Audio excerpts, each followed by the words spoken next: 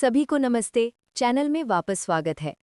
तो कल्पना कीजिए कि आप सोचते हैं कि अब आप सुरक्षित हैं, आपने अपनी आखिरी लड़ाई लड़ ली है, आप एक शांत जीवन जीने के लिए तैयार हैं। लेकिन क्या होगा अगर आपके अतीत की सबसे भयानक बुराई वापस आ जाए? और इस बार वो वही चाहती है जिसे आप सबसे ज्यादा प्यार करते हैं। यही कहानी है द कंजोरिंग लास्ट राइट्स की। और आज हम इसके बारे में विस्तार से बात करने वाले हैं। लेकिन सावधान रहें, इसमें कुछ स्पॉयलर्स हैं। फिल्म की शुरुआत 1986 से होती है। एड और लॉरेन वॉरेन, हमारे पसंदीदा भूत साधक, अब रिटायर हो चुके हैं। क्यों? खैर, एड को दिल की समस्या है। डॉक्टरों का कहना है कि उन्हें तनाव से बचना चाहिए। अब और कोई भूतों का पीछा नहीं। वे एक शांत जीवन जी रहे हैं। उनकी बेटी जूडी अब बड़ी हो चुकी है।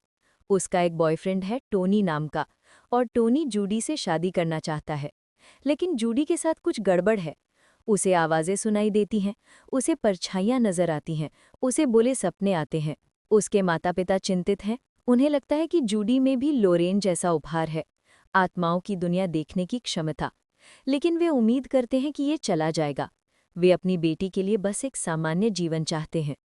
इसी बीच पेंसिल्वेनिया के एक छोटे से शहर में एक और परिवार मुसीबत में है, स्मर्ल परिवार। वे एक सामान्य खुशहाल परिवार हैं, लेकिन तभी कुछ अंधेरा उनके घर में प्रवेश करता है। परेशानी की शुरुआत एक शीशे से होती है, एक पुरानी एंटीक दर्पण।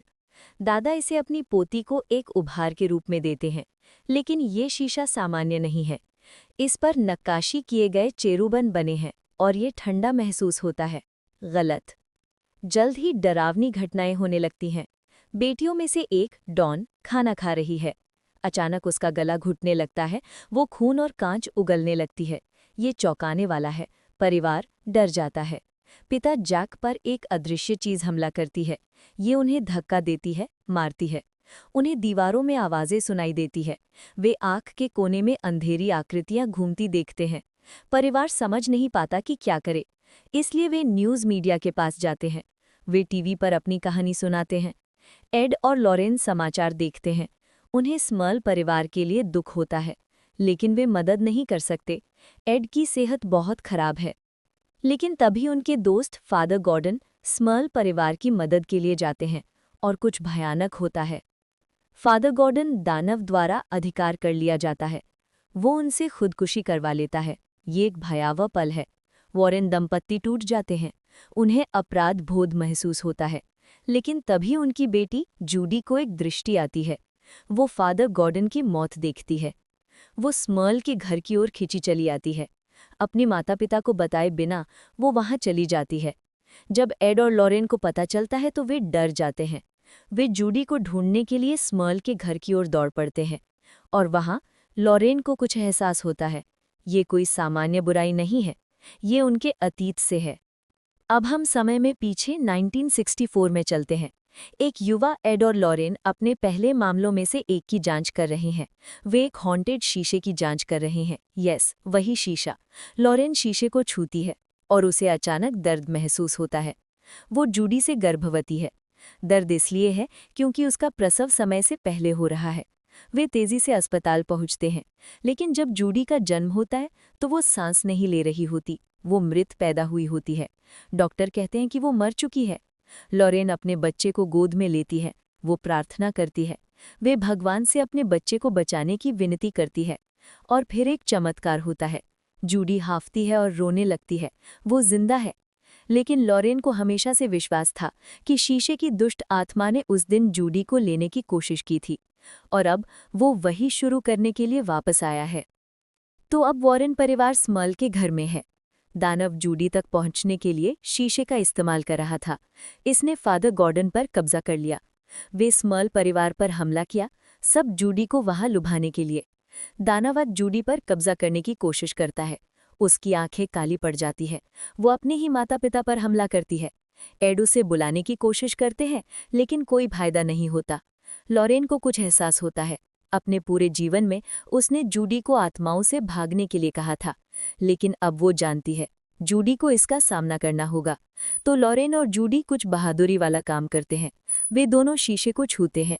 वे ऊर्जा को अपने अंदर से बहने देते हैं, और फिर हमें एक माँ के प्यार की ताकत दिखाई देती है। जूडी के लिए लॉरेन का प्यार इतना स्ट्रांग है, ये एक रोशनी बन जाती है, एक शक्तिशाली चमकदार रोशनी। प्यार अंधेरी ऊर्जा पर हावी हो जाता है। शीशा हजारों टुकड़ों में बिखर जाता है, दानव हार जाता है, स्मॉल परिवार सुरक्षित है। बुराई के चले जाने के साथ जीवन सामान्य हो जाता है। जूडी की शादी टोनी से हो जाती है। एड उसे मंडप तक ले जाते हैं। ये एक खूबसूरत शादी है। वॉरेन्स के पुराने मामलों के दोस्त भी वहां मौजूद हैं। ये एक बड़े परिवार के मिलन जैसा लगता है। एड और लॉरेन एक शांत डांस शेयर करते हैं। वे इस बात के बारे में बात करते हैं कि कैसे उनके प्यार और विश्वास ने इन सभी वर्षों में उनकी रक्षा की। ये एक मधुर भावुक क्षण है। लेकिन रुकिए, एक पोस्ट क्रेडिट सीन है। शादी के बाद हमें शीशे के बारे में और पता चलता है। इसे द कंजोरिंग मिरर कहा जाता था।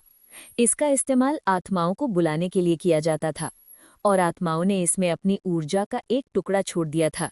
इसलिए ये इतना शक्तिशाली था। फिल्म का अंत शीशे को वॉरेन्स के म्यूजियम में बंद होने के साथ होता है। लेकिन क्या बुराई वास्तव में हमेशा के लिए चली गई है?